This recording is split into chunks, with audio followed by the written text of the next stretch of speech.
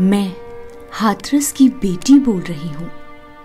मैं भारत की बेटी बोल रही हूँ। असल में मैं दलित की बेटी बोल रही हूँ।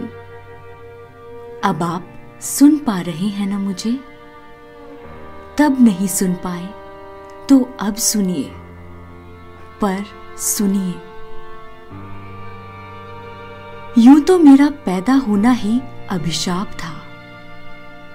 एक तो मैं औरत पैदा हुई और दूसरा दलित के घर में पैदा हुई।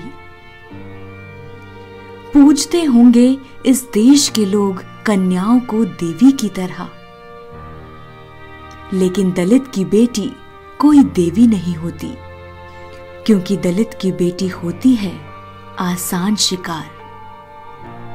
आसान शिकार जातिवादी गुंडों के लिए, आसान शिकार गांव के जातिवादी ठाकुरों ब्राह्मणों के लिए, और आसान शिकार गांव के पास बनी चौकी के पुलिस वालों के लिए।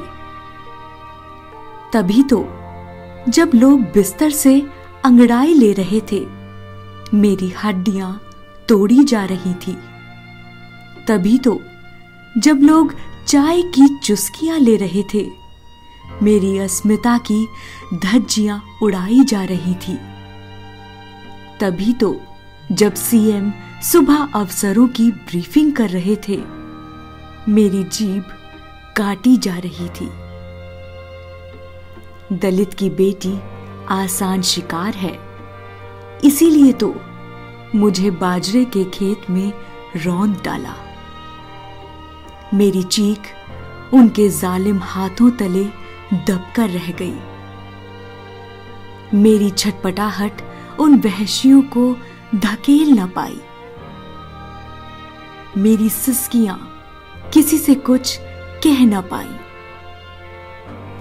क्या आप महसूस कर सकते हैं उस दर्द को, उस पीड़ा को, उस हैवानियत को? अगर कर सकते हैं तो प्लीज महसूस करिए, क्योंकि एक दलित की बेटी का दर्द आपको समझना होगा। आपको समझना होगा मैं कैसे चंदपा थाने की जमीन पर बेसुध पड़ी थी। आपको समझना होगा कैसे वर्दी वाले मेरा मखौल बना रहे थे। आपको समझना होगा कैसे मेरा परिवार मदद के लिए बिलख रहा था। आपको यह भी समझना होगा कि अस्पताल में मेरे साथ क्या हुआ। आपको यह भी समझना होगा क्यों मुझे समय पर ऑक्सीजन तक नहीं दिया गया। आपको यह भी समझना होगा क्यों मेरा मेडिकल तक ढंग से नहीं हुआ। एक दलित की बेटी का एक बार बलात्कार नहीं हुआ। थाने में, अस्पताल में और शमशान में जाने कितनी बार मैंने वही दर्द सहा। आपको पता है, जब 14 दिन बाद मुझे अलीगढ़ से दिल्ली लाया गया, तो देश के सबसे बड़े अस्पताल में मेरे लिए एक बेड तक खाली नहीं था। एम्स की चौखट से मुझे दुत्कार दिया गया। एक दलित की बेटी को फिर मार दिया गया। 14 दिन तक मुझे इलाज के लिए भटकाया गया। जो देश विश्व गुरु बनने की राह पर है, वो मुझे अस्पताल में एक बिस्तर तक देने में कर्रा गया। आप सबने मुझे हाथरस की बेटी, भारत की बेटी कहा, लेकिन मैं एक दलित की बेटी हूं। तभी तो अब आपके बीच नहीं हूं। मुझे अकेले में, अंधेरे में, उत्तर प्रदेश में जला दिया गया। मेरे घर वालों को मेरा चेहरा भी देखना नसीब नहीं हुआ। मेरी मां रोती रह गई। पिता कहीं के नहीं रहे। मैं बहुत जानती नहीं थी। मरने से पहले 19 साल की ही थी मैं। अगर आप समझ रहे हैं तो पूरी दुनिया को बता देना कि दलित होना सदियों पहले जितना मुश्किल था उतना ही अब भी है।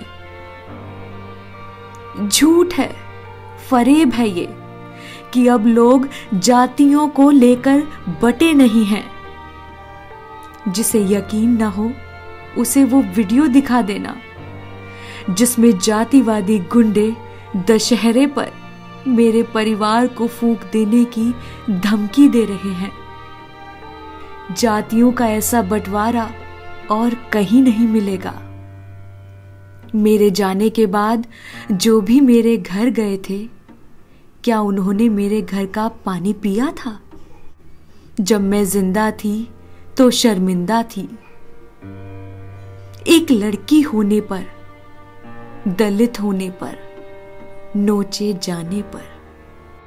अब मर गई हूं तो मुद्दा बन गई हूं। झूठी तक कहीं जा रही हूं। मुझसे पूछा जा रहा है मैं बाजरे के खेत में क्या करने गई थी। मेरे लिए कहां भारत के लोग इंडिया गेट आएंगे। क्यों ही मेरे लिए मीडिया सत्ता से सवाल पूछेगी कि ऐसे कैसे वो मर गई। मर गई, लेकिन ऐसे कैसे उसे जला दिया गया। मेरे पिता के पिता और उनके पिता अपने पैदा होने के साथ ही अपमान, अन्याय, छुआछूत, असमानता, उपेक्षा झेलते रहे। और जैसे कोई गुण या बीमारी वंशानुगत होती है, वैसे ही अपमान, अन्याय, छुआछूत, असमानता, उपेक्षा मेरे जन्म के बाद मुझ तक भी पहुंची, एक कदम और क्रूर होकर। मेरे पिता को वो ठाकुर जो उन्हें गाली देकर ही बुलाता था, और पिता के पिता को ठाकुर का पिता भंगी चूड़ा कहकर बुलाता था। वैसे मुझे आपकी दया, सहानुभूति नहीं चाहिए, सिर्फ इसलिए कि मैं दलित हूं। मैं भी उसी हाड़ मांस का इंसान थी जिस हाड़ मांस के आप हैं। लेकिन मेरी राख अब खेतों में पड़ी है, उन्हीं खेतों में जहां मुझे मिट्टी में मिला दिया गया था। मेरे साथ तो खड़े होने में भी शर्म आती होगी आपको। आप ठहरे ऊंची जाति वाले, जमींदार, ठाकुर, ब्राह्मण, भूदेव, स्वामी। वैसे याद आता है द्रोणाचार्य मुझे, जो किताब में पढ़ा था मैंने। जिस गांव की गलियों में मेरा बचपन जाति के दंश को देखते हुए बीता, आज उसी गांव के जातिवादी गुंडे मेरे गुनहगारों के साथ खड़े हैं। सत्ता, सिस्टम और ब्राह्मणवाद का घिनौना गठजोड़ गलबहियां कर रहा है। लेकिन याद रखना, फूलन भी दलित की बेटी थी और मैं भी दलित की बेटी हूं।